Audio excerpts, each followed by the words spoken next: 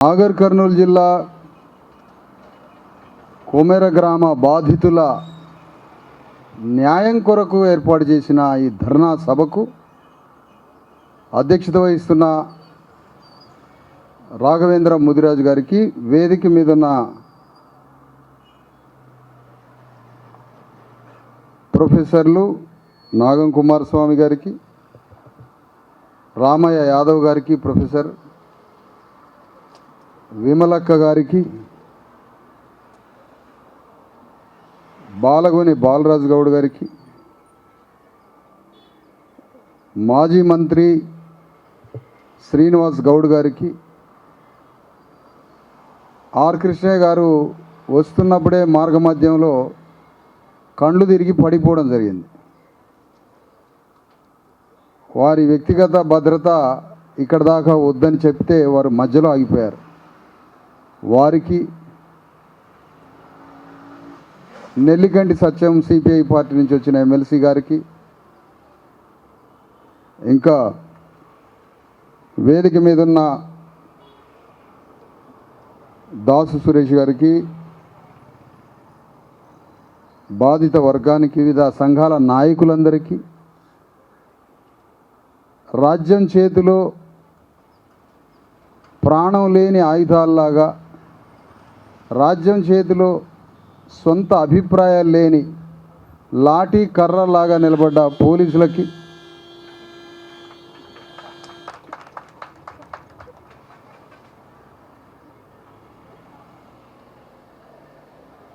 ఈ సమావేశంలో BC SC ST JAC రాష్ట్ర నాయకులకి, డిఎస్పీ రాష్ట్ర నాయకులకి, అనేక మంది కార్యకర్తలకి, నాయకులకి అందరికీ నమస్తే. జై బీసీ ఎస్సీ ఎస్టీ తెలంగాణ, జై భారత రాజ్యాంగం తెలియజేస్తా ఉన్నాను.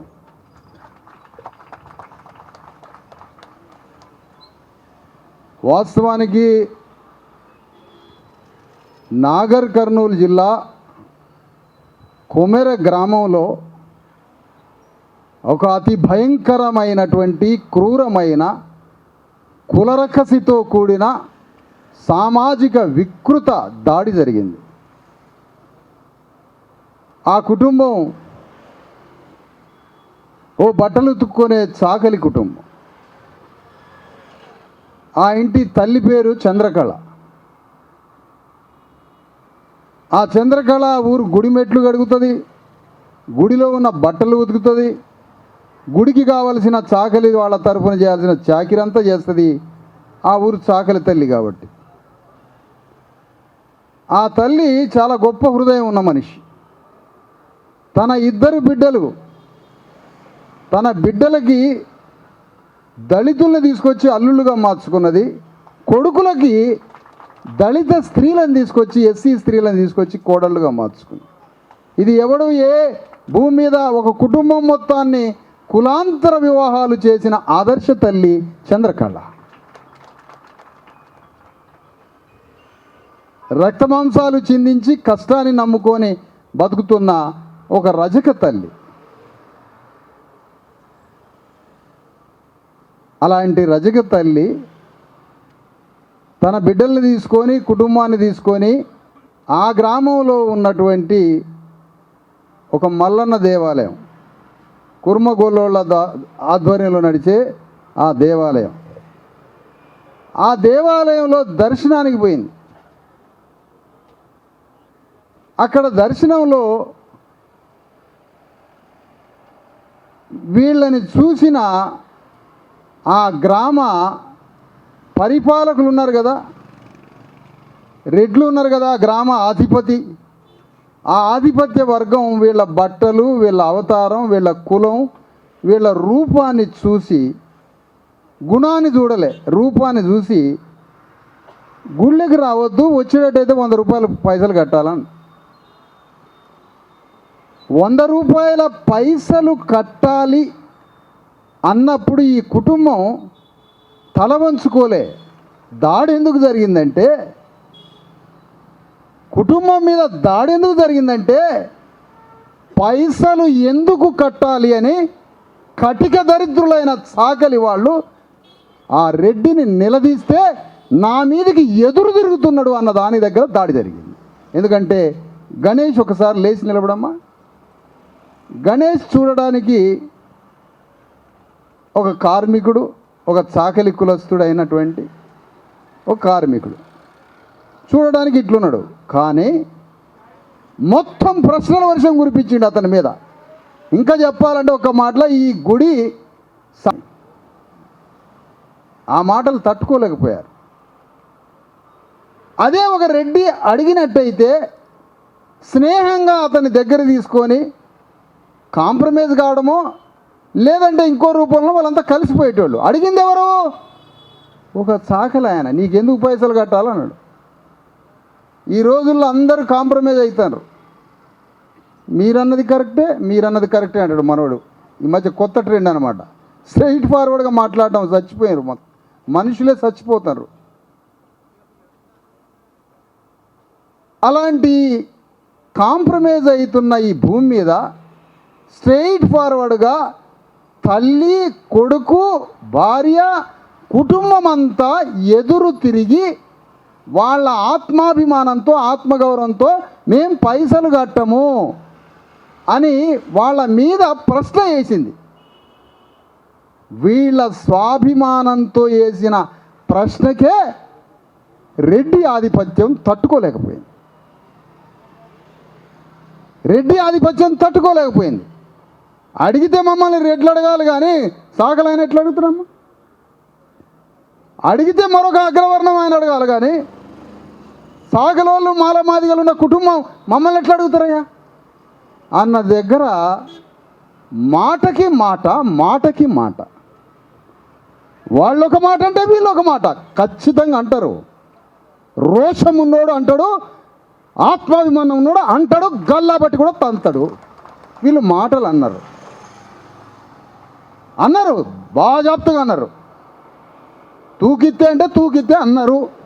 ఆ అన్న మాటలకి వాళ్ళ సైన్యం పెద్దది కాబట్టి, బలిసిన కులం కాబట్టి, శరీర దారుఢ్యం ఉన్నది కాబట్టి, బాగా తిని శారీరక బలం ఉంది కాబట్టి, 6 అడుగుల ఎత్తుతో ఆజానుబాహులుగా ఉన్నారు కాబట్టి వాళ్ళ రక్తంలో బాగా ఆధిపత్య గుణంతో రేవంత్ రెడ్డి అండ చూసుకొని అరికాలుతో రెడ్డి గణేష్ గుండెల మీద గుద్దిండు. రూములోకి తీసుకుపోయి తన్నారు. గణేష్ని కొట్టారు, చంద్రకళ తల్లిని కొట్టారు, కోడలైనటువంటి మహేశ్వరి కోడలైనటువంటి మౌనికని కొట్టారు, కూతురు అయినటువంటి కీర్తిని కొట్టారు. వీళ్ళందరినీ కొడుతుంటే ఆ కుటుంబంలో అయ్యా కొట్టబాకండి అయ్యా, ఇగో మొన్ననే పాప పుట్టింది వీళ్ళకి, ఒక చిన్న పాప అని బిడ్డను తీసుకుపోయి కాళ్ళ కాడ పడేస్తే కాలుతో తన్నారు. కాలుతో తంతే ఆ టెర్రరైజ్ అయినటువంటి వాతావరణం, భయాందోళన. 2 నెలల పాపకి భాష తెలియదు, జ్ఞానం తెలియదు, భయపడడమే తెలుస్తుంది. ఆ భయంలో జ్వరం వచ్చి పాలు బంద్ చేసి చచ్చిపోయింది 2 రోజులలో. తీస్మార్ఖాన్ పోలీసులు ఏమంటారంటే ఏడన్నా గాయం తగిలిందా అని అంటారట. బిడ్డలకి, ఆ చనిపోయిన పాపకి.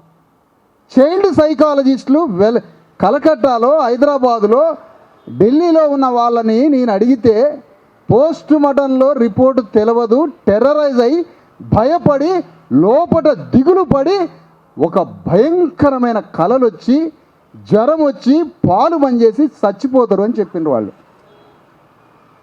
కానీ పోలీసులు అడుగుతున్నది ఏంటంటే పోస్ట్ మార్టం రిపోర్టులో ఏమైనా గాయాలు తగిలినాయా అంటాడు.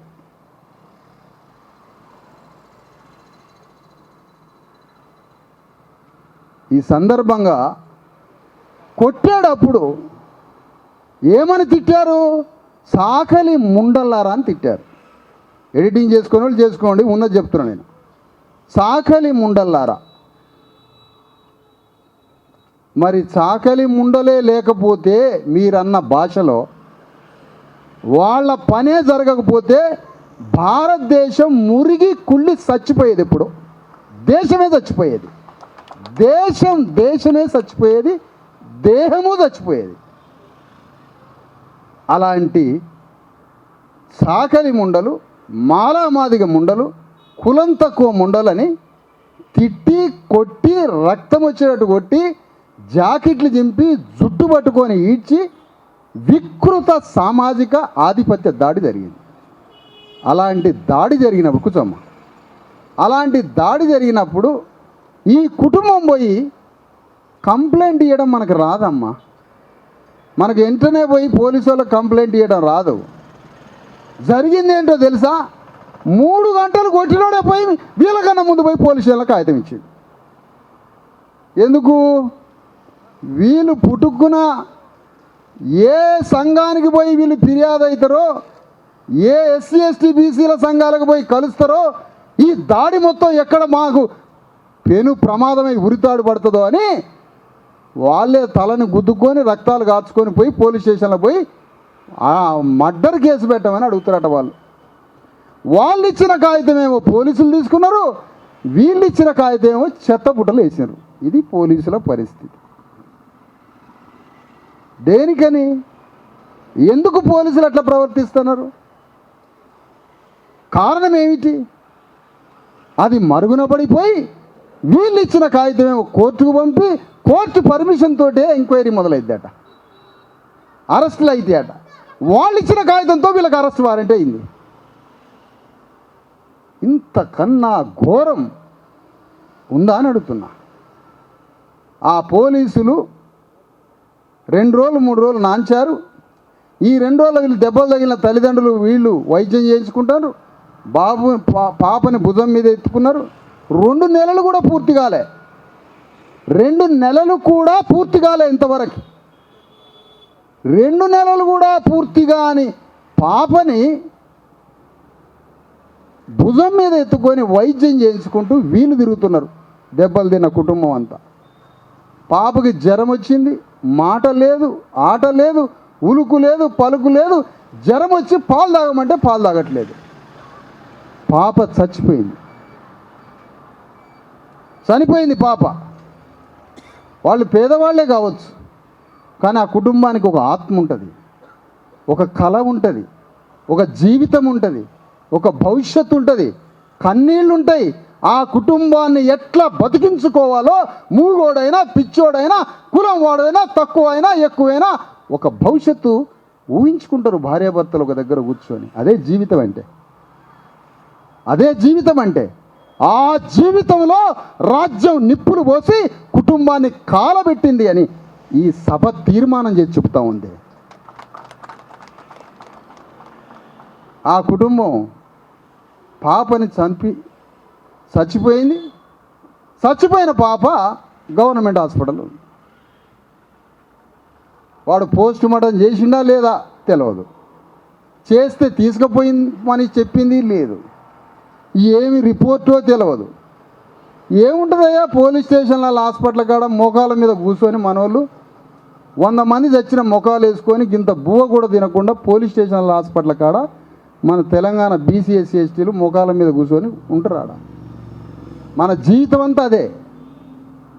ఏం బాధో మనకు చెప్పుకోవడం రాదు, బాధతో ప్రభుత్వానికి నివేదించడము రాదు. చట్టం అమలయ్యే విధంగా మనకి ఎవడు లేడు కదా, మనకి నాయకత్వం లేని జాతులు కదా గవర్నమెంట్ హాస్పిటల్ కాడ పడిపోయి ఉన్నారు. ఈ విషయాన్ని తెలుసుకొని వెనువెంటనే నాగర్ కర్నూలు పోయి 1000 మంది ప్రజలతో నాగర్ కర్నూలు నడి రోడ్డుని దిగ్బంధం చేసి పారేసినాం అర్ధరాత్రి పూట. పోలీసులు వచ్చారు ఆడికి, పోలీసులు వచ్చారు.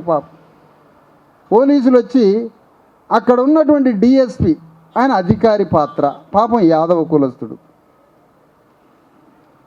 కులస్తుడు. మనోళ్ళకి ఏంటంటే పైన రెడ్డి అధికారులు చెప్తే ఎక్కడ లేని మనోళ్ళకి ఇక మామూలుగా ఉండదు. నువ్వు చూసుకోవా ఆయన డిఎస్పీని ఒక రెడ్డి గారు అన్నాడు అనుకో, ఆయన్ని మెప్పు కలిగియాలి కదా, కలిగాలి. కాబట్టి ఇక మన ధర్నాకు వచ్చి ఆయన ఆడని నాట్యం లేదు పాపం, ఆయన వేయని స్టెప్పు లేదు. ఇంకా చెప్పాలంటే రకరకాల విన్యాసాలు. ఎందుకు? పైన దొరగారిని తృప్తిపరచాలి. వీర్లపల్లి శంకర్ పైన దొరగారిని తృప్తిపరచాలి. బండి మీద వేసుకొని తిప్పుకుంటాం మనం. కొద్దిగా ఒక మాట చెప్పి రకరకాల నాట్యాలు డిఎస్పి గారు. పాపం డిఎస్పి గారికి వచ్చేదే ఉండదు.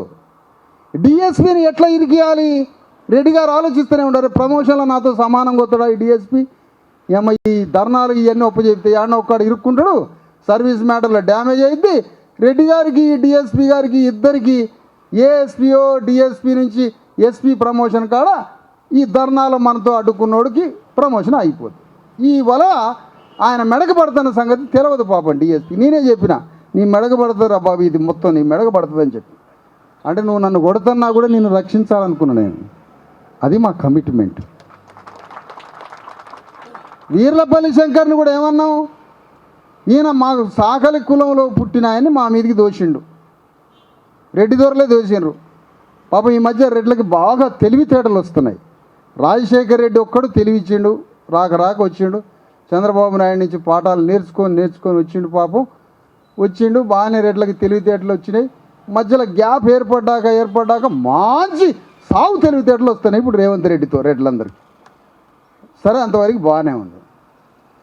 అక్కడ పోలీసులు ధర్నా దగ్గరికి వచ్చి ఏమంటారంటే డిఎస్పి గారు, ధర్నా నుంచి మీరు లేవండి అంటాడు.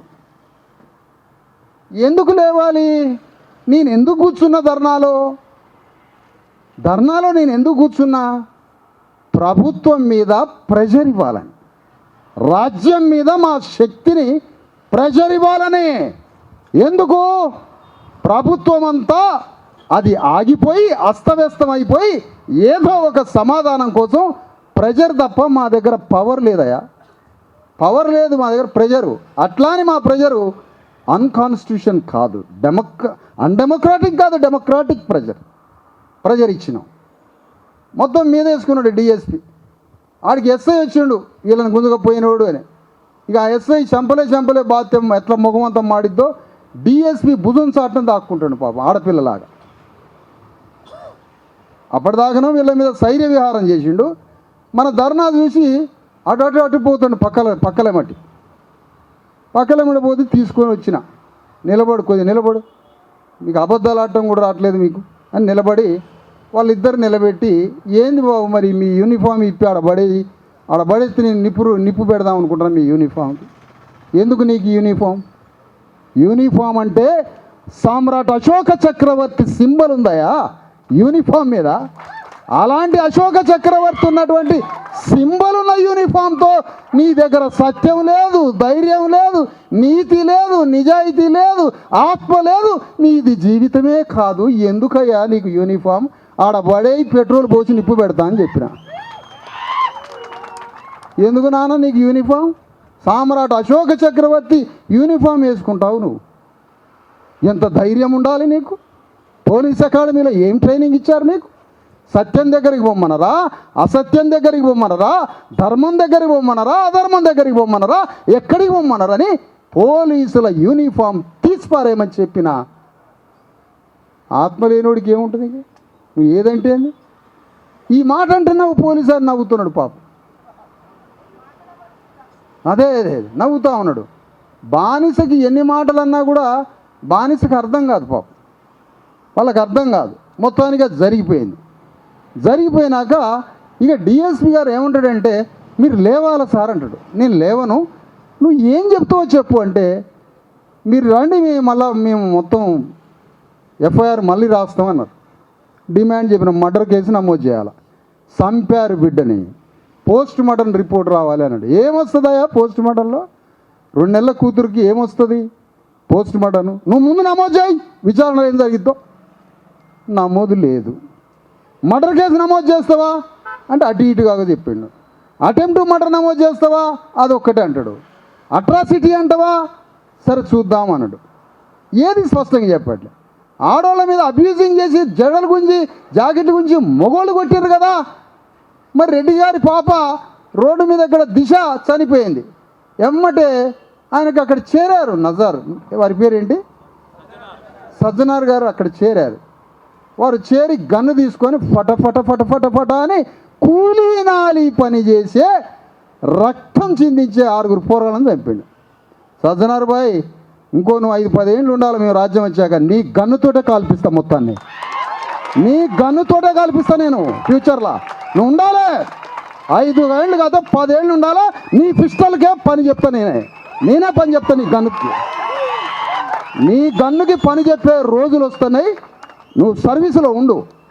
సజ్జనారులాగా ఎవరన్నా ఉండాలనుకున్నా ఉండండి. ఈయన రిటైర్ అయినా ఆయనకి నేను పని చెప్తా. టైం ఉన్నదాగండి. పగా ప్రతీకారాలతో బతకడమే ఆత్మగౌరవ జీవితం. తాగలేకపోతే ప్రతీకారం లేకపోతే ఆడ బడి సావరాదు. బండి కింద పడి ఇంటిందాకి సావరాదు. బావర్చీలో బిర్యానీ సావు లాస్ట్కి పోయి. దాని మీదనే మన దృష్టి అంతా బావర్చీ ఏండి ఉంది అదే. అందుకనే లాస్ట్కి పోలీస్ స్టేషన్కి 6 గంటల ధర్నా చేశాక మేము ఆ కేసులు పెడతాం ఈ కేసులు పెడతాం అని 3 గంటలకు తీసుకుపోయారు పోలీస్ స్టేషన్ రోడ్డు మించి. తీసుకుపోయిన తర్వాత రోడ్డు మీద నుంచి ఆ ధర్నా నుంచి పోయే ముందు ఎస్పీ గారు ఫోన్ చేశారు. ఏమిటి బ్లాక్మెయిల్ చేస్తున్నారా మీరు? ఆయనకు తెలుగు రాదట.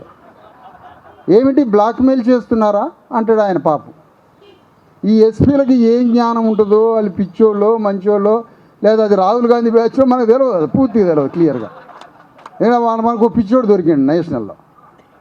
మీరు ఏమిటి బ్లాక్మెయిల్ చేస్తున్నారా అని నాకు అంటాడు.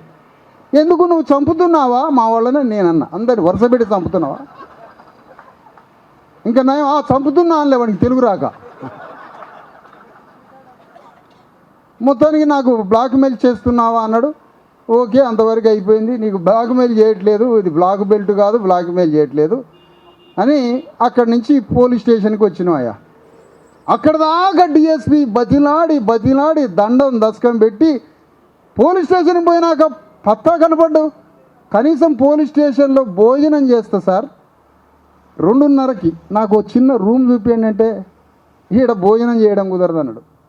అంటే రోడ్డు మించి మొత్తానికి పోలీస్ స్టేషన్ తీసుకొచ్చిండుగా, ఆయన పని అయిపోయింది. సరే, మొత్తానికి ఎఫ్ఐఆర్ మొత్తం కేసు అంతా మళ్ళా రికార్డ్ చేసిండు, మొత్తం రాసిండు. ఆ రాసిన దాని తర్వాత ఇక ఆ హామీ, ఆ రోజు రోడ్డు మీద ఇచ్చిన హామీ ఏంటంటే ఎఫ్ఐఆర్ నమోదు చేస్తాం, రిమాండ్ చేస్తాం, అవసరమైతే ఈ రాత్రే చేస్తాం, లేదా రేపు ఉదయం వరకు చేస్తాం, మధ్యాహ్నం వరకు చేస్తాం అన్నాడు. వాళ్ళ మీద కొద్దిగా కొంచెమే ఒక పాయింట్ అనుకొని సరే పొద్దున్నే అంత అయిపోయింది. 4 గంటలకు రిటర్న్ అయినా సార్. మరి రిమాండ్ చేసిరంటే వాళ్ళని పట్టుకొచ్చి ఒక గదిలో పెట్టినా అన్నాడు. ఏ గదిలో పెట్టినామంటే పోలీస్ స్టేషన్ లేదు, వేరే ప్రైవేట్ రూమ్లో పెట్టినా అన్నాడు. ప్రైవేట్ రూమ్లో పెట్టినా అన్నాడు. ప్రైవేట్ రూమ్లో ఏడబెట్టిండు. మధ్యాహ్నం లేడు, సాయంత్రం వరకు పత్తా లేడు, అరెస్టు లేదు, రిమాండ్ లేదు, ఏమీ లేదు. మాయ చేసి వెళ్ళిపోయాడు. అది తెలుసుకున్నాక వెంటనే మధ్యాహ్నం నాగర్ కర్నూలులో ధర్నా శిబిరం మొదలుపెట్టినాం. అనుమానంతో ధర్నా శిబిరంలో 150 మందితో ధర్నా మొదలైంది. మొదటి రోజు, 2వ రోజు, 3వ రోజు, 4వ రోజు వరకు ధర్నా మొదలైన అరెస్ట్ లేదు, రిమాండ్ లేదు, ఏమీ లేదు. ఎందుకు చేయట్లే రిమాండు? ఏదో పైనుంచి శక్తి వస్తుంది పోలీసు వాళ్ళ మీదకి. ఇప్పుడు నేను ఒకటి ప్రూవ్ చేయబోతున్నా మీ మీద.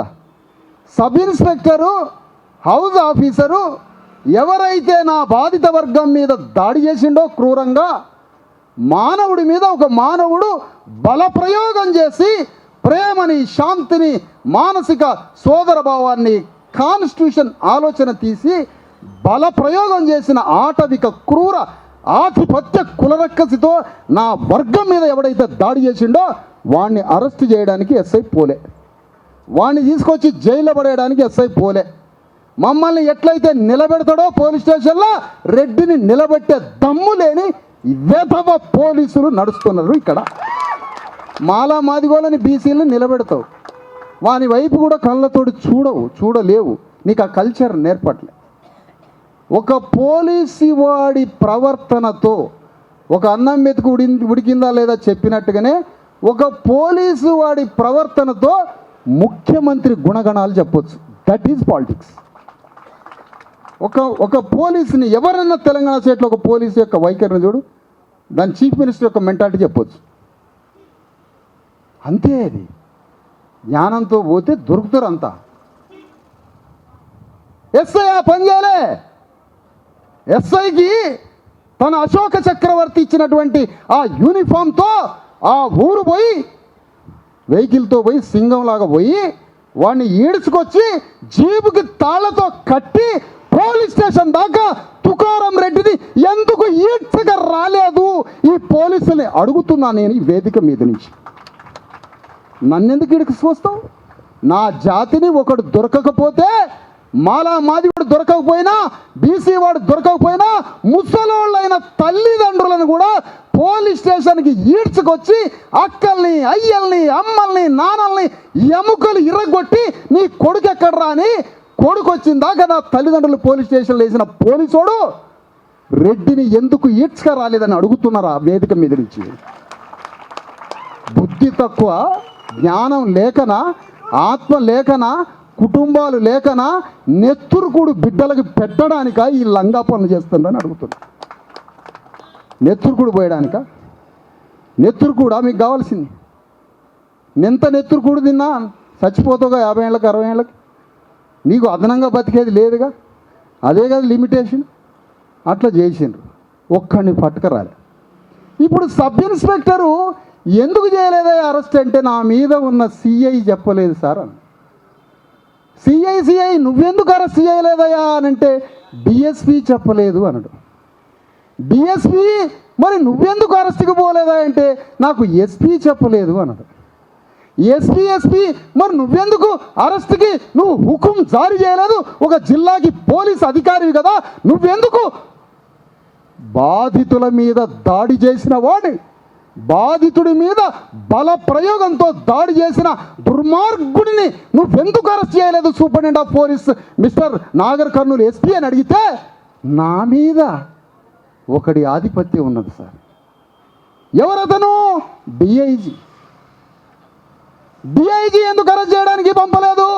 నా మీద ఇంకొకళ్ళ ఆధిపత్యం ఉంది సార్, ఐజీ నువ్వెందుకు అరెస్ట్ చేయడానికి రాలేదంటే, నా మీద డీజీపీ ఉన్నాడు sir, director of general police. తెలంగాణలో ఉన్న భారతదేశ చరిత్రలో అతిపెద్ద శ్రీకాంత్ గారి వేదిక మీకు రావాలి. హైకోర్టు అడ్వకేట్, మన కేసులో ఇన్వాల్వ్ అవుతున్న వ్యక్తి.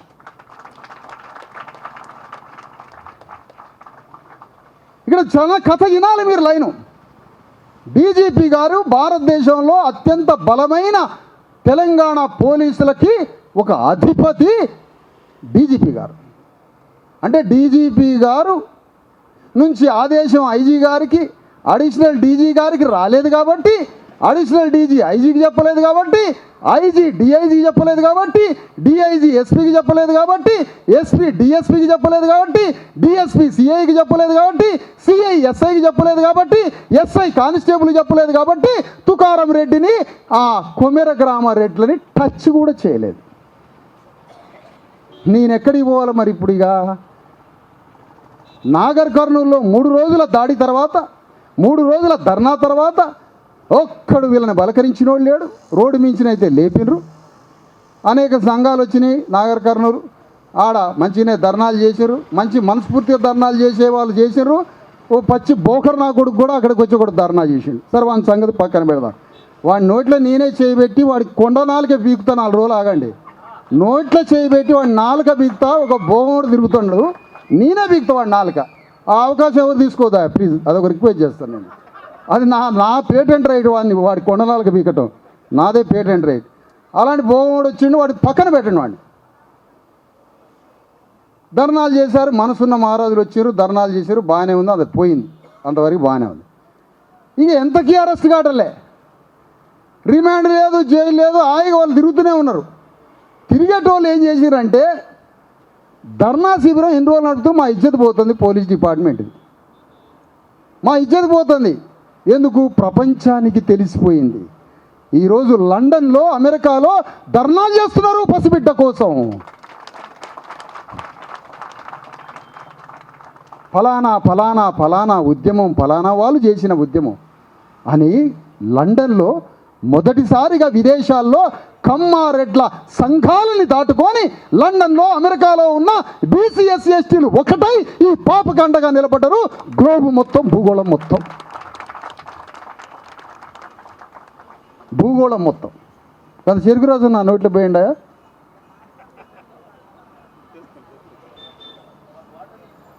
వాటర్ వదిలేండి, చెరుకు రాజు. ఆ విధంగా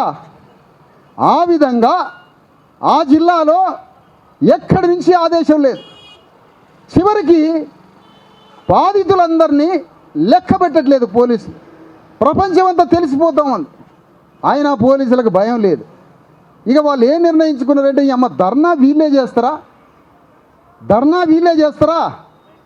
ధర్నా దాడి చేసిన రెడ్లతో కూడా చేపిస్తే ఏం ప్లాన్ అయ్యే వీళ్ళది అని జ్ఞానవంతులైన మనసున్న రెడ్ల గురించి మాట్లాడలే. ఖమ్మం భూదాన యజ్ఞంలో రాజేందర్ రెడ్డి అని మొత్తం అణగారిన వర్గాలకి భూములు అందించిన మేధావి మానవతావాది ఉన్నాడు. అలాంటి వాడు పక్షాన నిలబడతాం బీసీ ఎస్సీ ఎస్టీలమంతా. కానీ అలాంటి ఒకడో ఇద్దరు ఉన్న మంచోళ్ళకి వస్తుంది కదా చెడ్డ పేరు. ఈ బడ్లు బైరాగుల వల్ల వాళ్ళకి వస్తుంది కదా. హైకోర్టు సుప్రీంకోర్టు పోయిన జీవన్ రెడ్డి అడ్వకేట్ జడ్జి ఆయన గొప్ప మనసున్నాడు కదా. అందుకని మొత్తానికి ప్రపంచమంతా తెలిసిపోయేసరికి ఆత్మరక్షణలో పడ్డ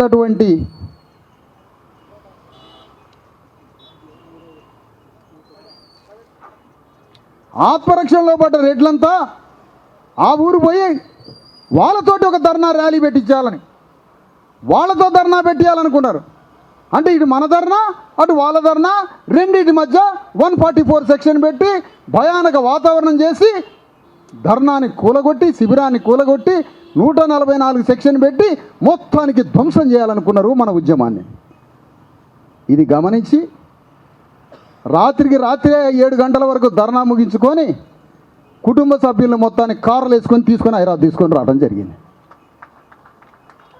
ఎమ్మడే డిఎస్పీ ప్రెస్ మీట్ పెట్టి విచారణను కిడ్నాప్ చేసుకొని పోయినాడట. కిడ్నాప్ వాళ్ళని ఎందుకు చేస్తాం? చేతి నిన్ను చేస్తాం కానీ కిడ్నాప్ నా కుటుంబ సభ్యులు నీ ఆధీనంలో ఏమైనా ఉన్నారా, నీ కంట్రోల్లో ఏమైనా ఉన్నారా? నేను తీసుకొని వచ్చిన ఎందుకు? నువ్వు నా వర్గానికి, నా బాధిత వర్గానికి నువ్వు రక్షణ కల్పించకుండా డిస్టర్బ్ చేస్తున్నావు కాబట్టి తీసుకొని వచ్చి ఆ రోజు 10:30కి 11 గంటలకి ప్రెస్ మీట్ పెట్టి అయ్యా డీజీపీ గారిని కలవడానికి నేను తీసుకొచ్చుకున్నా, ఏమైనా పోలీసులకు అసౌకర్యం కలిగితే చింతిస్తున్నానని చెప్పి పొద్దునే డీజీపీ గారి దగ్గర తీసుకొని ఆర్ కృష్ణయ్య గారిని, ఉమ్మడి హైకోర్టు జడ్జి ఈశ్వరయ్య గారిని, పెద్దలందరినీ తీసుకొని పోయి ఎక్కడికి డీజీపీ గారిని కలవడానికి పోయాం. అప్పుడు జాగృతి కవిత గారు కూడా డీజీపీ దగ్గరికి వచ్చారు. సంతోషం, అభినందనలు. డీజీపీ గారి దగ్గరికి పోయిన తర్వాత అక్కడ కూర్చున్నాను. ఎందుకు చెప్తున్నానంటే, ఎందుకు నేను డీజీపీ దగ్గరికి పోయానో చెప్తా. డీజీపీ దగ్గరికి పోవడం జరిగింది. డీజీపీ గారికి విజ్ఞాపన పత్రం ఇచ్చిన అనేక తెలంగాణ విషయాలు మాట్లాడి, చాలా విషయాలు మాట్లాడి, మొత్తం మాట్లాడిన తర్వాత అక్కడ డీజీపీ గారు వారి ముందు చెప్పిన ఎస్సీ ఎస్టీ అట్రాసిటీ ఏదో అంటాడు ఆయన. ఆమె ఎస్సీ కాదట కదా, దొరికింది. ఇక భూతత్వంలో పోలీసు వాళ్ళకి ఒక పెద్ద డిస్కవరీ ఛానల్ దొరికింది. అవునాయా? ఆమె పుట్టింది, పాప తల్లి పుట్టింది ఒక బీసీలకి, పెరిగింది మాదిగల ఇంట్లో, పెరిగింది ఒక ఎస్సీ ఇంట్లో, పుట్టింది ఒక వంశరాజుల ఇంట్లో. ఓకే, పెరిగిన వాతావరణం చిన్నప్పుడే పెరిగితే తాను ఏం చెప్పుకోవాలా? ఆ చిట్టి తల్లి, చిన్నారి తల్లి ఏమని చెప్పుకోవాలంటున్నా? ఆ పెరిగిన ఆ సమయంలో, ఆ వయసులో ఆమె ఏం చెప్పుకుంటుంది? నా కులం ఆ వయసులో తెలుస్తుందా? చిన్న తల్లికి అప్పుడు తెలియదు. అట్లనే పెరిగింది. కానీ ఒక సుప్రీంకోర్టుది ఉంది ఆర్డర్, తాను పెరిగిందే. సరే, అది కూడా తీసేవయా, అది కూడా తీసేయి. ఆమె పుట్టింది బీసీలకి, ఎస్సీ ఇళ్లలో పెరిగింది, అది కూడా అప్లై కాదన్న. మరి రెండో అమ్మాయి ఉందిగా, ఇంకో కోడలు ఉంది కదా, ఆ ఇంకో కోడలు కూడా బయట నుంచి వచ్చినటువంటి ఒక ఎస్సీ మాల కులస్తురాలు కదా. మరి ఆమె జాకెట్లు తిప్పి ఆమెను కూడా కులం పేరుతో తిట్టి కొట్టి కర్రలు తీసుకొని దాడి చేశారు కదా. మరి ఎస్సీ ఎస్టీ అట్రాసిటీ ఇంప్లిమెంట్ కావాలిగా డీజీపీ గారు అంటే మౌనంగా ఉన్నాడు. సమాధానం లేదు. సమాధానం లేనప్పుడు అక్కడ సమాధానం ఇవ్వలేకపోయాడు. మరి సార్ అబ్యూజింగు మహిళల మీద దాడి చేసి పురుషులే దాడి చేసి కొడితే వాళ్ళ మీద మహిళా సెక్షన్స్ అమలు కావా సార్? మాలాంటి లేబర్ని బీసీ ఎస్సీ ఎస్టీ కూలినాలు చేసుకునే వాళ్ళని కొడితే మహిళా సెక్షన్స్ అమలు కావా? అగ్రకుల స్త్రీల మీద జరిగితేనే అమలు అవుతాయా? దానికి సమాధానం లేదు. మర్డర్ కేసు ఎందుకు పెట్టరు సార్? ముందు ఆరోపణ పెట్టి విచారణ తర్వాత ముందు మర్డర్ కేసు పెట్టాలి కదా. అంటే పోస్ట్ మార్టం రిపోర్ట్ రావాలి. అంటే మహిళా section better, murder case better, atrocity act better. ఏం పెట్టిర్రు? Attempt to murder. నేను ఈ 3 చట్టాలు 3 సెక్షన్లు పెట్టాలి, ఇమీడియట్గా వాళ్ళని రిమాండ్ చేయాలని డీజీపీ గారికి చెప్పి మేమంతా బయటికి రావడం జరిగింది. డీజీపీ గారు ఎలాంటి తృప్తికరంగా మాకు హామీ ఇవ్వలేదు, విచారిస్తున్నామని చెప్పాడు, విచారించి న్యాయం చేస్తామన్నాడు. అయినా మిమ్మల్ని నమ్ముతున్నాం అన్న. ఇవాళ 6వ రోజు, రేపటికి వారం రోజులు గడుస్తున్న డీజీపీ నుంచి ఒక్క కదలిక లేదు. మరి ఈ 4 రోజులు ఏం చేసినాం? 5 రోజులు హైదరాబాద్లో ఉమెన్ కమిషన్, చైల్డ్ ప్రొటెక్ట్ కమిటీని, మానవ హక్కుల హెచ్ఆర్సీని అందరి దగ్గరికి పోయి చెప్పిన విషయం అంతా. హైదరాబాద్లో ఉన్న అనేక మంది రకరకాల ఉద్యమకారులు, సంఘాలు, పార్టీ నాయకులు వాళ్ళని వచ్చి కలిశారు. వాళ్ళు కొంతమంది దగ్గరికి పోయారు, వీళ్ళు వచ్చారు, అనేక మంది వచ్చి వాళ్ళ సంఘీభావం తెలిపారు. 2 రోజులు వీళ్ళకి ఆరోగ్యం బాగలేదు. ఆ రోజు డీజీపీ గారికి చెప్పి, అయ్యా నేను నాగర్ కర్నూలు నుంచి తీసుకొచ్చింది వాస్తవమే, కానీ ఇగో మీ ఆధీనంలో మీకు చూపిస్తున్నా, కానీ వాళ్ళు నా దగ్గరే ఉన్నప్పటికీ షెల్టరు నేను మీ ముందు హాజరుపరుస్తున్నా, మీరు భద్రత కల్పియండి. వాళ్ళకన్నా 0 భద్రత లేదు. నాగర్ కర్నూలు అయితే భద్రత కల్పించగల, కానీ నేను ఎట్లా కల్పిస్తా అన్నాడు. భద్రత లేదు. వాళ్ళకి పెట్టినట్టు మేము అడిగిన సెక్షన్లతో రిమాండ్ చేసింది లేదు. డీజీపీ గారి నుంచి ఎలాంటి లేదు. ఇప్పుడు నేనేమనుకున్నానంటే, జాగ్రత్తగా వినాలి మీరు. పోలీసు ఆయన పోలేదు అరెస్ట్ చేయడానికి, ఎస్ఐ చెప్పలేదు దానికి, ఎస్ఐ అరెస్ట్కి పోలే, సిఐ చెప్పలేదు, సిఐ అరెస్ట్కి పోలే, ఆయన మీద డిఎస్పీ చెప్పలేదు, డిఎస్పీ అరెస్ట్కి పోలే, ఆయన మీద ఎస్పీ చెప్పలేదు, ఎస్పీ అరెస్ట్కి పోలే, ఆయన మీద డిఐజీ చెప్పలేదు, డిఐజీ పోలే, ఆయన మీద ఐజీ చెప్పలేదు, ఐజీ పోలేదు, డీజీపీ చెప్పలేదు. మరి డీజీపీ బాధిత వర్గం యొక్క ఘోష విన్న తర్వాత నిందితులు దుర్మార్గులని తేలిపోతున్నా డీజీపీ ఎందుకు అరెస్ట్కి ఆదేశించలేదంటే డీజీపీకి రేవంత్ రెడ్డి చెప్పలేదని రుజువు అవుతున్నది. ఎందుకంటే డీజీపీ రేవంత్ రెడ్డి చెప్తే వింటాడు. ఆయన వింటాడు. రేవంత్ రెడ్డి గారు చెప్పాలి. పాపం రేవంత్ రెడ్డి గారు ఏదో బైబిల్లో ఒక సామెత ఉంది, వాడు లోకమంతను జయించను ఆత్మను కోల్పోయాను అన్నాడు. ఈ రేవంత్ రెడ్డి అంతటా జయిస్తాడు కానీ ఆత్మలే కోల్పోయాడు. పాపం ఆత్మను కోల్పోయాడు. టెన్షన్ తిరుగుతున్నాడు పాపం. ప్రపంచమంతా తూ అని ఊస్తుంది తెలంగాణ రాష్ట్ర ప్రభుత్వాన్ని. చచ్చిపోయినావు నువ్వు ఆల్రెడీ. పాప డెత్ అయిన రోజే డెత్ అయిపోయినావు నువ్వు. పాప చచ్చిపోయిన రోజే నైతికంగా తెలంగాణ గవర్నమెంట్ డెత్ చచ్చిపోయింది. రేవంత్ రెడ్డి పైసలు పెట్టకుండా పోటీ చేస్తే, రేవంత్ రెడ్డి మందు దాపియకుండా, మాంసం పంచకుండా, పైసలు పెట్టకుండా పోటీ చేస్తే పాప తల్లి మౌనికతో ఓడిస్తా నిన్ను. పాప తల్లి మౌనికతో ఓడించి పారేస్తా. నువ్వు పైసలు పెట్టకుండా రా, నువ్వు బయటికి ఎన్నికల్లో ఓడిస్తా. పాప తల్లిని తీసుకుపోయి ఎన్నికల్లో నిలబెట్టి. ఏమనుకుంటారో, ప్రజాస్వామ్య సుగంధం నుంచి పుట్టిన ఉద్యమం మాది. అంబేద్కర్ గుండెల నుంచి పుట్టుకొచ్చి కాన్షీరామ్ ఖడ్గం తిప్పాలనుకుంటున్న తెలంగాణలో. ఏం రాజ్యం నీ రాజ్యం? రాజ్యం బడ్డు రాజ్యం. ఏం రాజ్యం అంటే గుంపు మేస్త్రివా కంపు మేస్త్రివా నువ్వు? అసలు ఇది రాజ్యం అనేది వల్లకాడ. ఆఫ్టర్ ఎఫ్ఐఆర్ చేసి రిమాండ్ చేసే ధైర్యం లేదు నీకు. ఒక ముఖ్యమంత్రి తుకారాం రెడ్డిని అరెస్ట్ చేయలేనివాడు నువ్వు ఒక ముఖ్యమంత్రివా? ధైర్యం ఉండాలా మనిషికి, ధైర్యం ఉండాలా.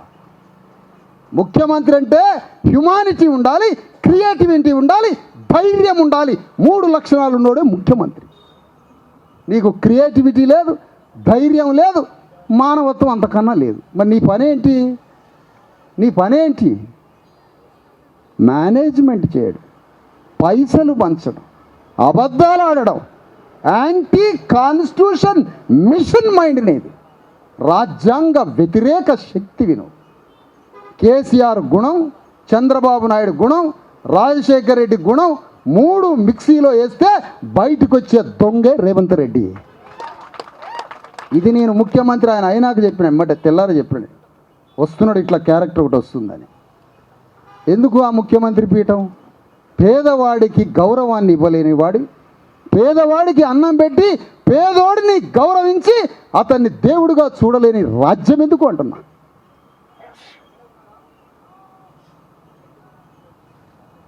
ఇప్పుడు దొంగలు పడ్డాక వాడు ఏ తాళం చేతో తీసిండు, వాడు ఎట్లా దొంగతనం చేసిండు అని ఇంకో దొంగను పట్టుకొస్తారట. వాడు చెప్తున్నాడు వీడు ఎట్లా దొంగతనం చేసిండు. ఈ కేసీఆర్ దొంగతనాలన్నీ పట్టేటోడి పోలీసు వాళ్ళు పట్టుకొస్తే రేవంత్ రెడ్డి అవుతాడు. అందుకనే రేవంత్ రెడ్డి అనే గవర్నమెంట్ తెలంగాణ గడ్డ మీద ఒక్క గ్రామంలో ఒక అతన్ని అరెస్ట్ చేయలేకపోతే, ఒక గ్రామంలో అరెస్ట్ చేయలేకపోతే, ఒక గ్రామంలో అరెస్ట్ ఎందుకు? అక్కడున్న తుకారం రెడ్డి, అక్కడున్న సతీష్ రెడ్డి, అక్కడున్న మధుకర్ రెడ్డి, అక్కడున్న శ్రీనివాసరెడ్డి, ఈ రెడ్లంతా ఎవరు? రేవంత్ రెడ్డి వర్గం, రేవంత్ రెడ్డి బంధు వర్గం, ఒకే క్లాస్ సొసైటీ, ఒకళ్ళకి అల్లిక. ఒక్క నెరజ్ చేస్తే మన ఉద్యమం ఆకాశం ఎత్తెదిగిద్ది, ఒక్క నెరజ్ చేస్తే వీళ్ళు వచ్చి అడుగుతూ ఉంటారు, మనం డౌన్ అయిపోతాం. ఒక్కసారి మనం డౌన్ అయిపోతే బీసీఎస్ఎస్టీ ఉద్యమం అగ్నిలాగా అంటుకుంటుంది. కాబట్టి వాళ్ళు ఎంత ధర్నా చేసినా మనం మాట వినొద్దు అని రేవంత్ రెడ్డి నిర్ణయం తీసుకున్నారు. ఇది రేవంత్ రెడ్డి తీసుకున్న నిర్ణయం. ఖమ్మంలో భూములు 30 ఎకరాలలో ఉన్న 100 మందిని బయటికి వెళ్ళగొట్టాడు. ఎట్లా వెళ్ళగొట్టిండో తెలుసా? సంటి బిడ్డలు చిన్నపిల్లలు ఉన్న ఇంటి మీద జేసీబీ ప్రొక్లైన్లు ఇంటి మీదకి వచ్చి ఇట్లా ఇంటిని భస్వం చేసి బూడిద చేశారు, వస్తువులతో సహా. 100లాది ఇండ్లు.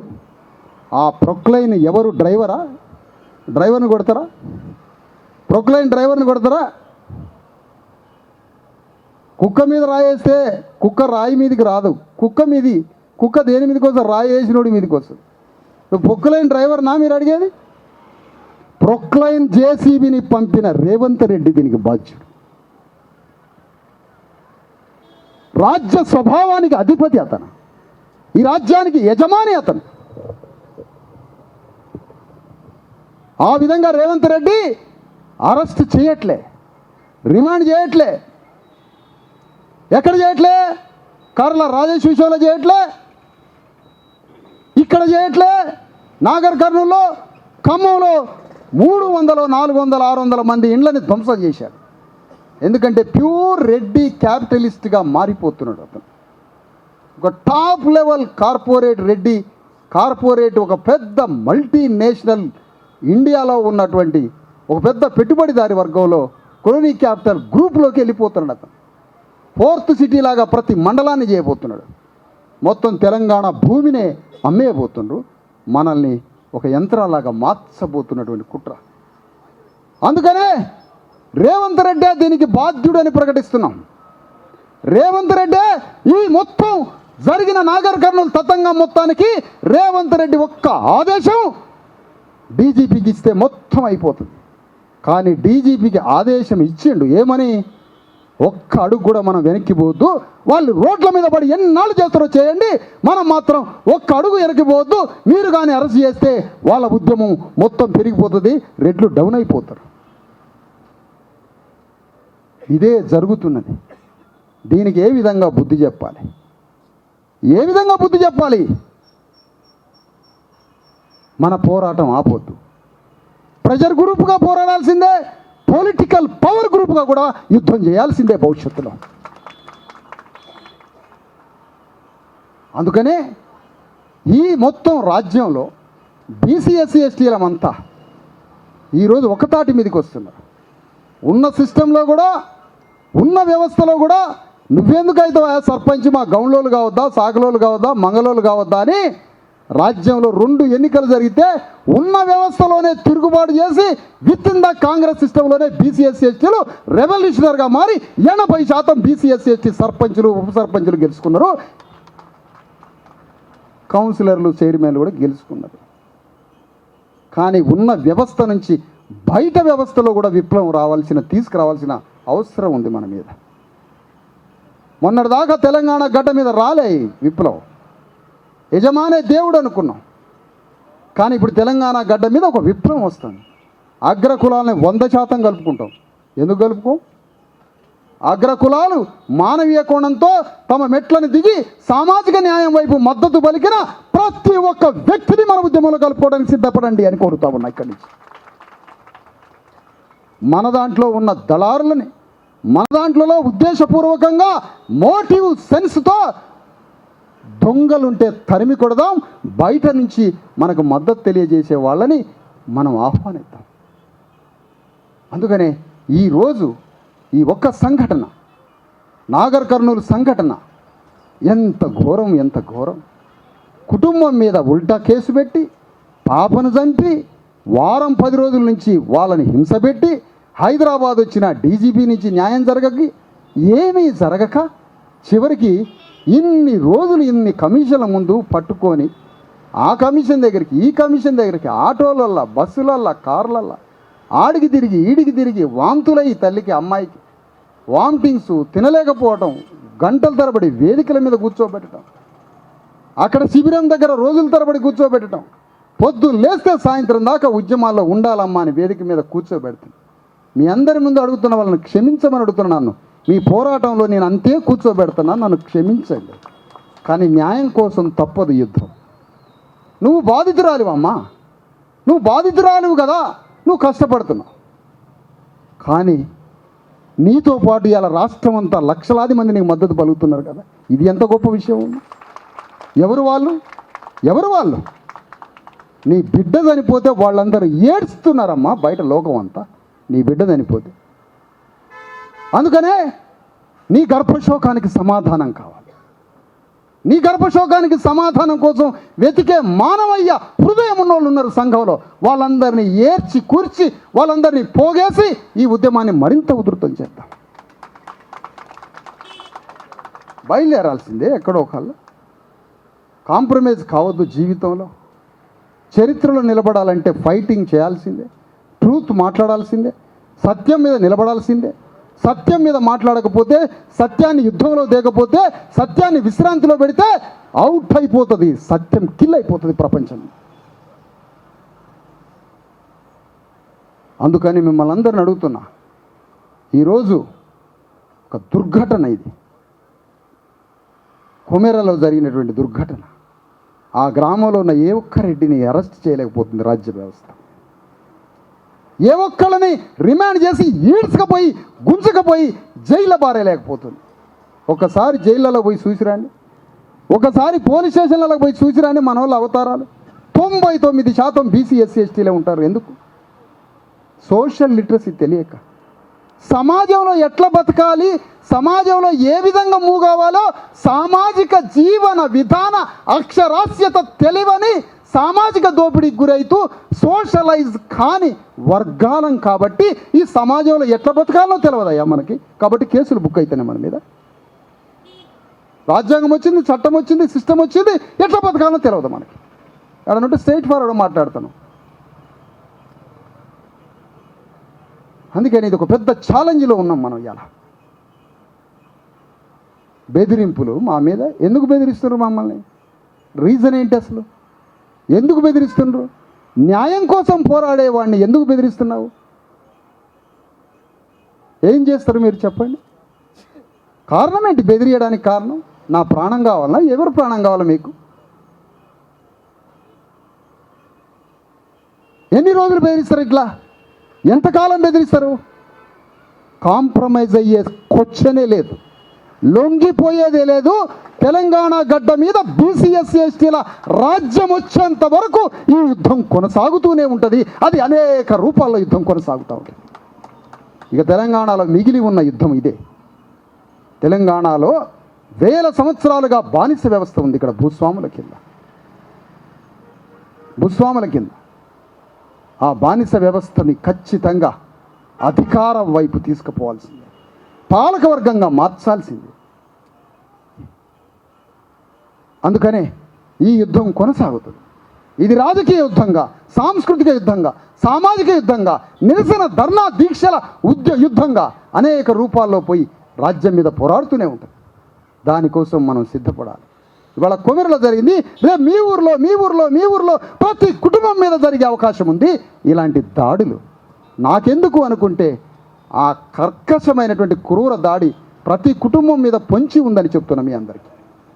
ఒకడు ఆత్మాభిమానం ఉన్నాడు, ఆ రోజు ఈ కుటుంబం, అయ్యా నీ దండం పెడతలే అయ్యా, సర్లే అయ్యా మేము గుడికి రాలేములే అయ్యా, మా దగ్గర 100 రూపాయలు లేవు, మేము గుడికి రాలేములే అయ్యా, నీకు దండం పెడతా అని గణేష్ అన్నట్టయితే అసలు ఈ గొడవే లేదు, దాడే లేదు. అతను స్వాభిమానంతో తిరుగుబాటు చేయబట్టే తెలంగాణలో ఉద్యమాన్ని అంటించిన కుటుంబంగా మారిపోయింది. ఎంత గొప్పవాళ్ళు వాళ్ళు. స్వాభిమానంతో తిరుగుబాటు చేసి అది కాస్త కాస్త కాస్త గ్లోబు భూగోళానికి అంటుకుంది విషయం. చదువుకున్నారా? లేదు. చదువుకున్నోడేమో కాంప్రమైజ్ అవుతాడు. సార్ మీరు చెప్పింది కరెక్టే, మీరు చెప్పింది, ఇద్దరిని అంటారు వాడు కరెక్టే. ఒక రకంగా మీరు చెప్పింది కరెక్టే, మరో రకంగా మీరు చెప్పింది కరెక్టే అంటారు. వీడు బతకాలి కాబట్టి వీడు దొంగ కదా. మమ్మల్ని గుర్తుపెట్టుకోండి అన్న అంటాడు. ఏందా వీడిని గుర్తుపెట్టుకునేది? ప్రతి మాటలో, ప్రతి అడుగులో డ్రామా, ముఖ కవళికల్లో డ్రామా, ప్రవర్తనలో డ్రామా. స్ట్రైట్ ఫార్వర్డ్గా మాట్లాడండి, సూటిగా బ్రతకండి, ఆత్మగౌరవ వెన్నెముకతో బ్రతకండి. క్రియేట్ అయితే వండర్స్ క్రియేట్ అయితే సమాజంలో. అందుకనే కొత్త జీవన విధానం మనం నేర్చుకోవాలి. ఆ విధంగా తెలంగాణ గడ్డ మీద జరుగుతున్నటువంటి ఈ సుదీర్ఘమైనటువంటి ఉద్యమం, ఇది కాన్షీరామ్, అంబేద్కర్, ఫూలేలు చెప్పినటువంటి యుద్ధం. ఒక తెలంగాణ గడ్డ మీద సమ్మక్క సారలక్క లాంటి స్వభావం, సాగలి ఐలమ్మల లాంటి స్వభావం, అది స్వాభిమానంతో జరిగినటువంటి పోరాటం కాబట్టే భూగోళం మీద వాళ్ళు అమరులుగా నిలబడ్డారు. అమరత్వం జరిగింది. వాళ్ళ మాటలు ప్రపంచం ముందుకు పోయినాయి. ఇవాళ అదే వీరత్వం మనకి మళ్ళీ కొత్త వీరులను పుట్టించే స్థితికి తీసుకొచ్చింది. మనం మళ్ళీ ఆ వీరత్వాన్ని ఆదర్శంగా తీసుకొని పోరాడాల్సినటువంటి పరిస్థితి. కానీ ఒక చాకలాయన ప్రెస్ మీట్ పెడతాడు. మావాడు మంచోడు కాదు సార్ అంటాను. ఇప్పుడు ఆ చాకలాయన చూసిర్రా, మావాడు మంచోడు కాదు, ఇది రెడ్డి గారు అనట్లే, వీర్లపల్లి శంకర్ అంటాడు. పాపం ఆయన వీర్లపల్లి శంకర్ చాకలాయన, వీళ్ళ బంధువు ప్రెస్ మీట్ పెట్టి మావాడు మంచోడు కాదు. బాబ్బా, ఈ మాట వీర్లపల్లి శంకర్తో అనిపించింది ఎవరో తెలుసా? రెడ్లు. ఎందుకు? రేపు రాబోయే ఎన్నికల్లో షాద్నగర్ అనే రెడ్డి కోటలో ఎవడ్రా ఈ సాగలాయన అని సాగలాయన్ని బొందబెట్టడానికి రెడ్లు ఆడిచ్చిన డ్రామాలో శంకర్ బలైపోయిండు. ఇది మేము చెప్తున్న మాట శంకర్ తరఫున. హౌలగాన్లకి ఇంకో రకంగా అర్థమైంది, పిచ్చినా కొడుకులకి ఇంకో రకంగా అర్థమైంది. శంకర్ బలైపోయింది ఇక్కడ. అందుకనే పోలీస్ వ్యవస్థలో కూడా బీసీ ఎస్సీ ఎస్టీ పోలీసులు బలైపోతుంటారు. పెద్ద పెద్ద పోలీస్ అధికారులు లాగుంటారు, కానీ మీకు బ్రెయిన్ ఉండదు. నాకు తెలుసు ఆ విషయం. పెద్ద ఎదురు రూములు పెట్టి ఇట్లా గన్ను పెట్టి అటు తిరుగుతుంటారు. ఉత్తదే కేసులు అయ్యి. అందుకని నేనేమంటున్నానంటే, మనకు ఒక ఆత్మగౌరవం ఉన్నది, మనకు ఒక లెగసీ ఉంది, ఒక కల్చరల్ లెగసీ ఉంది. అది హ్యూమన్కి ఒక సెల్ఫ్ రెస్పెక్ట్ ఇస్తూ ఉంటుంది. సెల్ఫ్ రెస్పెక్ట్ బాడీకి ఉండదు, సోల్కి ఉంటుంది. సోల్ దేంతో కనెక్ట్ అవుద్ది? అమరత్వంతో కనెక్ట్. అమరత్వం ఎవరి దగ్గర ఉంటుంది? వీరత్వం దగ్గర ఉంటుంది. వీరత్వంలో నుంచి వీరులు పుడతారు. అది లెగసీ, కల్చరల్ లెగసీ. ఆ లెగసీ మనకు కనెక్ట్ కాకుండా ఉంచడమే అప్పర్ కాస్ట్ ఐడియాలజికల్ థియరీ, అది కాన్స్పిరసీ. అది అందుకనే మనకు ఒక పెద్ద వీరత్వం ఉంది. తెలంగాణ వీరత్వానికి ఒక వారసత్వంగా బీసీ ఎస్సీ ఎస్టీలంతా మన మీద జరుగుతున్న దాడులు, మన మీద జరుగుతున్నటువంటి అనేక రకాల మోసాలు, దాడులు, కుట్రలు, కుతంత్రాలు, రాజకీయ, సామాజిక, ఆర్థిక, సాంస్కృతిక దోపిడీ నుంచి విముక్తులై రాజ్యం మీద తిరుగుబాటు చేసే ఒక మహోద్యమాన్ని ఫూలే, అంబేద్కర్, కాన్షీరాముల తోవలో నడిపించాలి. అంత పెద్ద పని ఉంది మన మీద. ఇది జరగకపోతే రెడ్డి దొరల ఆధిపత్యం జరుగుతూనే ఉంటుంది. అందుకని బీసీ ఎస్సీ ఎస్టీ మిత్రులారా, ఇగో ఈ ధర్నా నుంచి మేము కోరేది ఒకటే. నాకు తెలుసు డీజీపీ చేతిలో ఏమీ లేదని. ఇప్పుడు డీజీపీ గారు ఏమనుకుంటాడు, విషయం కరెక్టే ఉన్నది, విశారదం చెప్పింది కరెక్టే ఉంది, ఇందులో నిజాయితీ ఉంది, మరి నిజాయితీ ఉంది అరెస్ట్ చేయమని చెబుదామా? రేవంత్ రెడ్డి అడిగితే ఏమయ్యా డీజీపీ నిన్ను ఏరి కోరి డీజీపీగా పెట్టుకున్నది నా తుకారం రెడ్డిని అరెస్ట్ చేయడానిక అని అడిగితే పెద్ద ఆయన చిన్నగానే ఉంటాడని పెద్ద ఆయన అడిగితే ఎట్లా అని వారి, ఎందుకంటే ఈ డీజీపీ గారు రిటైర్డ్ అయినాక మళ్ళీ వారిని ఏదైనా పబ్లిక్ సర్వీస్ కమిషన్ చైర్మన్గా చేయాల్సి వస్తుంది కదా, మరి అది కావాలి కదా వారికి. కాబట్టి డీజీపీ గారు రేవంత్ రెడ్డి అనే పెద్ద ఆయన చెప్పిన దాకా వారు ఎలాంటి మాట వినరన్నమాట, వారు కింద పోలీసులకి చెప్పరన్నమాట. ఇంకా మావోడు కలవకొద్ది నాగర్ కర్నూలులో డిఎస్పీ ఉన్నాడు, చలాకీగా తిరుగుతుంటాడు పాపం ఆయన. వారు ఏమీ చేయలేరు పాపం. కానీ వారికి అంతరాత్మలో తెలుస్తూ ఉంది నెత్తురు కూడు తింటున్నాము అని. నెత్తురు కూడు అంటే బీట్రూట్ కర్రీ అనుకునేరు, మనుషుల రక్తంతో భోంచేయటం, మానవుడి రక్తాన్ని భోజనంగా మార్చుకోవడం. ఇది సిస్టంలో human cultural activity values death అయినప్పుడు రక్తపు కూడా తింటారు జనం. అదే జరుగుతుంది అలా సమాజంలో. అందుకనే మిత్రులారా, ఈ ఉద్యమం అనేక కొత్త పాఠాలని సమాజానికి నేర్పించే ఉద్యమం. అయ్యా వీళ్ళందరినీ తీసుకొని ధర్నా హైదరాబాద్ తీసుకురావడం జరిగింది, డీజీపీ దగ్గరికి తీసుకురావడం జరిగింది, డీజీపీ తోటి 40 నిమిషాలు మాట్లాడటం జరిగింది. డీజీపీ న్యాయం చేస్తాను, విచారణ చేస్తాను అని అన్నారు. వారిని నమ్మి 6వ రోజు గడిచింది, వారి నుంచి ఏ ఆదేశాలు రాలే. ఎందుకంటే వారు పెద్ద ఆయన చెప్పినట్టు వింటారు. పెద్ద ఆయన అట్లనమాట, ఇది స్వార్థపులో, ఇది ఈ లెక్క అనమాట. అట్లా వారు డీజీపీ గారు సెలవు తీసుకున్నారు మన విషయంలో అనేది తేలిపోయింది. కానీ వారు సెలవు తీసుకున్నారు, మన పోరాటం ఆపకూడదు, మొత్తం పోలీసులు పాత్రధారులు మాత్రమే అని తేలిపోయింది. పోలీస్ అంతా పాత్రధారులు మాత్రమే, సూత్రధారి రేవంత్ రెడ్డియే అసలైన నేరస్తుడని ఈ సభాపూర్వకంగా మీ అందరి చప్పట్ల మధ్య తీర్మానం చేయడం జరుగుతూ ఉన్నది. అసలైన నేరస్తుడు రేవంత్ రెడ్డి. కార్ల రాజేష్ని అరెస్ట్ చేయకపోవడానికి రేవంత్ రెడ్డి నేరస్తుడు. ఖమ్మంలో ప్రొక్లైన్లు, బుల్డోజర్లు, జేసీబీలతో నేలమట్టం చేసి ధ్వంసం చేసి వేలాది కుటుంబాలకి ఇండ్లని, వాకిళ్ళని, మొత్తం స్థలాలని లేకుండా వాళ్ళని బయటికి వెళ్ళగొట్టే క్రూరమైనటువంటి క్రోనో క్యాపిటల్తో భూస్థాపితం చేస్తున్నటువంటి నేరస్తుడు రేవంత్ రెడ్డి. తెలంగాణ గడ్డ మీద జరుగుతున్న ప్రతి దోపిడీకి బాధ్యుడు నేరస్తుడు రేవంత్ రెడ్డి. కానీ తాను పాట ఏమి రాయించుకున్నాడు, నల్లగొండ గద్దరట. ఆయన విప్లవకారుడా, పాలక వర్గాల సంకలల్లా ఎంటికలు తీసే మట్టి దులిపే కళాకారుడా? మరి తెలుసా ఈ కళాకారుల పనేంటో అర్థం కావట్లే. వీళ్ళని రాజ్యాలకు తీసుకొచ్చేది ఈ కళాకారులే, రాజ్యాన్ని తీసుకొచ్చేది ఈ కళాకారులే. నీ పెద్ద కొడుకై వస్తాడట రేవంత్ రెడ్డి, పెద్ద కొడుకట ఆయన, మీకు పెద్ద కొడుకై వస్తాడట. పెద్ద కొడుకై వచ్చి పాపని చంపడానికి వచ్చిండు పెద్ద కొడుకై వచ్చి కర్ల రాజేష్ని చంపిండు. పెద్ద కొడుకై రేవంత్ రెడ్డి వచ్చి ఖమ్మంలో భూస్థాపితం చేసిండు 1000 ఇండ్లని. పెద్ద కొడుక నీ గల్లా పట్టడానికి చిన్న కొడుకు బయలుదేరిండి అని రాసి పెట్టుకో. నీ గల్లా పట్టడానికి రాజ్యాంగం ద్వారా చిన్న కొడుకు బయలుదేరిండు. అడుగుతాం, సమస్య లేదు, అడుగుతాం. నువ్వు చూసిన ఉద్యమాలు కాదు, పాత దళిత ఉద్యమాలు, పాత కుల ఉద్యమాలు కాదు. ఇది అంబేద్కర్, ఫూలే, కాన్షీరామ్ రాడికల్ ఫిలాసఫీతో వస్తున్నాం యుద్ధానికి. ఏం మాట్లాడుతున్నావా? చిన్న రేవంత్ రెడ్డిని కూడా డీల్ చేయలేరా మీరు? ఎందుకు బతుకుమంది అంటనా? దేనికంటనా? రేవంత్ రెడ్డి ఆత్మగౌరవం ఉన్నాడు 100%. ఎక్కడా? కేసీఆర్ మీద యుద్ధం చేసి రాజయ్యండి. నాకు ఆత్మగౌరవం ఉంది నీ మీద యుద్ధం చేసి సమాధి చేయడానికి.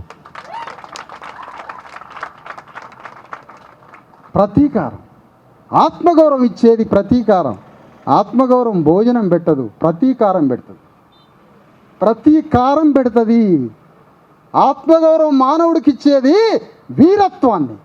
ఆత్మగౌరవం నుంచి వీరత్వము, ప్రతీకారం ఇచ్చి శత్రువుని ఐడెంటిఫై చేసి కిల్ చేసి అక్కడ నీ అస్తిత్వాన్ని, భాగస్వామ్యాన్ని, వాటాన్ని, ప్రాతినిధ్యాన్ని, అక్కడ నీ వాల్యూని సృష్టిస్తుంది వీరత్వం, ఆత్మగౌరవం, ప్రతీకారం. అందుకనే social life, cultural life, political life ఈ లేకుండా బతుకుతారా భూవ నీళ్ళ కోసం రోజు? ఇదే నా పని.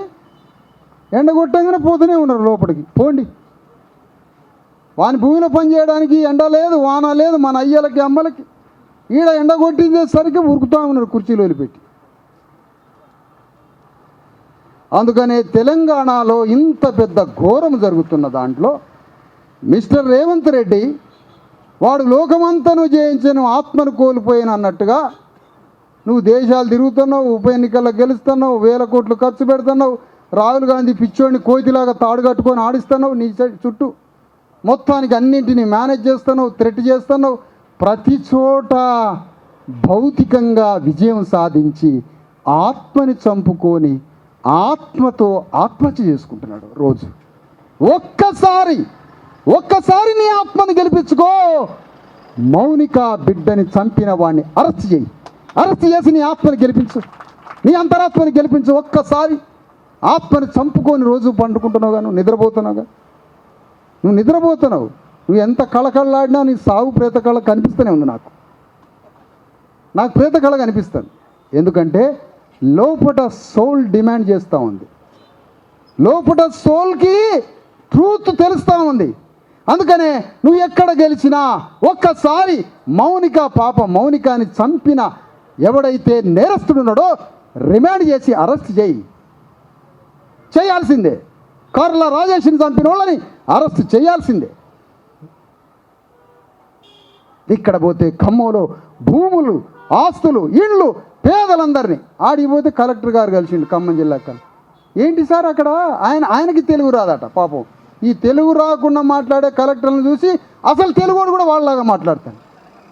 ఆడ 100,000 మంది ఫ్లాట్లు, భూములు కోల్పోయి వాళ్ళు చేస్తుంటే అందులో 2 ఫ్లాట్ల వాళ్ళు ఉన్నారు సార్, వాళ్ళని పట్టుకున్నారా మీరు అంటాను. నన్ను 2 ఫ్లాట్లు ఉన్నోడు నువ్వు పట్టుకోవాలి, నువ్వు అసమర్థుడి, వాళ్ళని పట్టుకోలేకపోవడం. వాడిని చూపించి మొత్తాన్ని చంపుతున్నాడు. ఇది జరుగుతూ ఉంది తెలంగాణ గవర్నమెంట్లో, స్టేట్లో. అందుకని బీసీ, ఎస్సీ, ఎస్టీ వివిధ జిల్లాల నుంచి, నలుమూల నుంచి వచ్చినటువంటి బీసీ, ఎస్సీ, ఎస్టీ, జేఏసీ నాయకులు, డిఎస్పీ నాయకులు, అనేక సంఘాల ప్రతినిధులు, అనేక ఉద్యమంలో భాగస్వాములు. ఏంది చెప్పు? పోలీసు వాళ్ళేనా? అంబేద్కర్ భవన్లో ఖమ్మంలో ఈ 2 రౌండప్, ఎందుకంటే మనం పోతున్నాం కదా, రౌండప్ చేసి ఎత్తుకపోతారట. ఆ ఇండ్లు పోయిన వాళ్ళని వాళ్ళందరూ పోయి ఒక కాడ వరద బాధితుల్లాగా షెల్టర్ తీసుకున్నారు అంబేద్కర్ భవన్లో. ఆడ ఇల్లు కూలగొట్టిండు, ఉన్న ఊళ్ళో పోయేటట్లేదు. ఖమ్మంలో ఇల్లు కట్టుకున్నామని చెప్పి మంచిగా గ్రామంలో అన్ని గిన్ని చదువుకొని ఖమ్మం వచ్చి పట్టణంలో కట్టుకున్నారు. కట్టుకున్న ఇల్లు కూలిపోయేసరికి ఎక్కడికి పోవాలో తెలియక ఒక అంబేద్కర్ భవన్లో ఉంటే దానికి టాయిలెట్లు బంద్ చేయడం, కరెంటు బంద్ చేయడం, నీళ్లు రాకుండా చేయడం, సంటి పిల్లలను చంపడం మొత్తం చేసి ఇప్పుడు ఆ భవనంలోంచి కూడా కర్రలు తీసుకొని కొట్టి వెళ్ళగొడతారు. ఇదే రేవంత్ రెడ్డి రాజ్యం. ఇదే పెద్ద కొడుకు రాజ్యం. మీరంతా మౌనంగా ఉండండి. రేవంత్ రెడ్డి చేసే పనులన్నింటికి మౌనంగా ఉండండి. మౌనంగా ఉండాలి మీరు. ఎందుకంటే మీరు మౌనంగా ఉండొద్దు. మౌనం మరణంతో సమానం. మౌనంగా ఎవరుంటారా?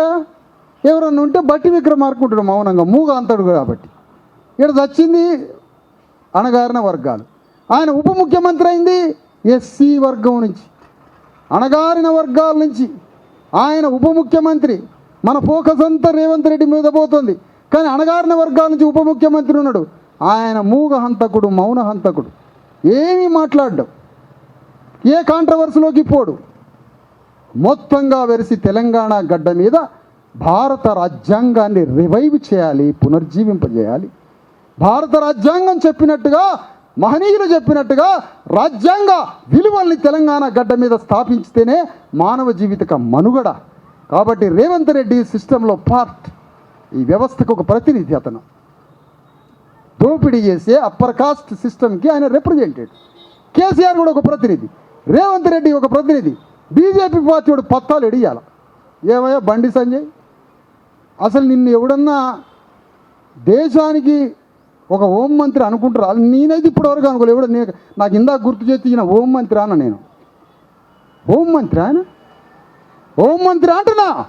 ఇన్ని విషయాల్లో జోక్యం కల్పించుకున్నావు కదా నువ్వు, పిచ్చి పిచ్చిగా ఎట్లా మాట్లాడతావు కదా, ఇన్ని విషయాల్లో జోక్యం కల్పించుకున్నావు కదా. ఈ పాప చచ్చిపోయింది కదా, వచ్చినావా? ఈ పాప విషయాన్ని నువ్వు కేంద్రం దృష్టికి ఎందుకు బీజేపీ తీసుకుపోలేదు? రేవంత్ రెడ్డి ఫెయిల్యూర్ అయిపోయిండు. పాపను చంపిన పోలీసులు ఇక్కడ తెలంగాణ గడ్డ మీద అట్టర్ ఫెయిల్యూర్ అయి నిందితులను ఇంతవరకు అరెస్ట్ చేయలేదని రాష్ట్రం నుంచి బీజేపీ వాళ్ళు కేంద్రానికి తెలియజేసిర్రా? ఎందుకంటే మీరంతా ఒకటే కాబట్టి. అందుకని ఈ సందర్భంగా తెలియజేస్తున్నాం మిత్రులారా, తెలంగాణ రాష్ట్రంలో రాజ్యాంగం ధ్వంసమైపోయింది, రెడ్డి రాజ్యం నడుస్తూ ఉంది. అందులో మంచి రెడ్లకు కూడా చెడ్డ పేరు తెచ్చేటట్టుగా చెడ్డ రెడ్లంతా చెలరేగిపోతున్నారు. అందులో ఉన్న మంచి రెడ్లని మనం తీసుకుందాం. వెలమ రాజ్యంలో అంత ధ్వంసమైనట్టే అందులో నుంచి ఉన్న మంచి వెలమలను తీసుకుందాం. సామాజిక న్యాయం వైపు అడుగులేసే వాళ్ళని కలుపుకుంటూ ఈ రాష్ట్రంలో తెలంగాణ గడ్డ మీద బీసీ ఎస్సీ ఎస్టీల రాజ్యాన్ని స్థాపించడానికి, మన మీద దాడులను నిరసించడానికి, రాజ్యాంగ విలువలతో కూడిన తెలంగాణ రాజ్యాన్ని మనం నిర్మాణం చేయడానికి బీసీ ఎస్సీ ఎస్టీ మిత్రులంతా, బంధువులంతా, వివిధ కులాలంతా, రజకులు ఇంతమంది ఈరోజు విప్లవాత్మకంగా ఆలోచిస్తున్నటువంటి, భాగస్వాములు అవుతున్నటువంటి వాళ్ళు, అనేక సంఘాల ప్రతినిధులు అందరం కలిసి మూకుమ్మడిగా ఒక్కటై తెలంగాణలో జరుగుతున్న ఈ తీవ్ర అన్యాయ దోపిడీలను ఎదిరిస్తూ మన రాజ్యాన్ని స్థాపించడానికి మనమంతా సిద్ధం కావాలని ఈ సభలో జరుగుతున్నటువంటి తీర్మానం 5-6 డిమాండ్లు పెడుతున్నాం. మీ చప్పట్ల ద్వారా పెట్టండి. బాధిత కుటుంబానికి ₹1,00,00,000 ఎక్స్గ్రేషియా 5వ గ్యారంటీగా ఇవ్వండి. 5వ గ్యారంటీగా మొదటి ఏమిటి? నిందితులైనటువంటి నేరస్తుల మీద మర్డర్ కేసు నమోదు చేయాలి. మర్డర్ కేసు నమోదు చేయాలి. మర్డర్ కేసు నమోదు చేయాలి. మర్డర్ కేసు నమోదు చేయాలి. రెండవ తీర్మానం, ఈ సభ తీర్మానం రెండవది, ఎస్సీ ఎస్టీ అట్రాసిటీ కేసు నమోదు చేయాలి. మూడవది, మహిళా సెక్షన్స్ వాళ్ళని అబ్యూజ్ చేసినందుకు మహిళా సెక్షన్స్ నమోదు చేయాలి. మూడవది, అటెంప్ట్ మర్డర్ కేసులు నమోదు చేయాలి. ఆ తర్వాత మరొకటి, ₹1,00,00,000 ఎక్స్గ్రేషియా, ఒక ఇల్లు, ఒకళ్ళకి ఉద్యోగం. ఆ మూడింటిని కల్పించాలి. ఇవన్నీ రేవంత్ రెడ్డి చేయించి రేపే సంకలలో చేతులు పెట్టుకొని సింగంలాగా జీవులకు వాళ్ళని కట్టుకొని ఉరికిచ్చి వాళ్ళని తీసుకుపోయి రిమాండ్ చేసి జైల్లో పడేయాలని రేవంత్ రెడ్డిని ఏకగ్రీవంగా తీర్మానం చేసి అడుగుతున్నాం ఈ సభ నుంచి. ఎందుకంటే ఇప్పటికే ఇజ్జత్ మొత్తం పోయింది. గవర్నమెంట్ది ఇజ్జత్ మొత్తం పోయింది. తీయడానికి నేను ప్రధాన పాత్రగా తిరుగుతూ ఉంటా రాష్ట్రం అంతా. ఏం చేసుకున్నా పర్వాలేదా, మీరు ఏం చేసుకున్నా పర్వాలే, పెద్ద మాకు ఏం సెక్యూరిటీలు కూడా ఏమి ఉండవు. ఈ యుద్ధం బ్రహ్మాండంగా కొనసాగుతుంది. అందుకనే ఈ సందర్భంగా బీసీ ఎస్సీ ఎస్టీల ఐక్యత,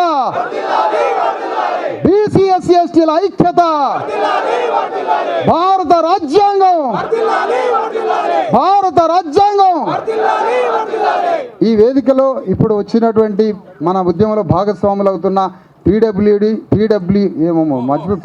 అంటారు కొంపతీసి, POW సంధ్య గారు గత 40 ఏళ్ల నుంచి మహిళా హక్కుల కోసం పోరాడుతున్న ఒక వీరనారి వేదిక మీద వచ్చి వారు 2 మాటలు, అడ్వకేట్ మన కేసులో భాగస్వాములైనటువంటి మరి మన చింతల శ్రీకాంత్ గారు మాట్లాడాలని 2 మాటలు మాట్లాడాలని కోరుతున్నాం.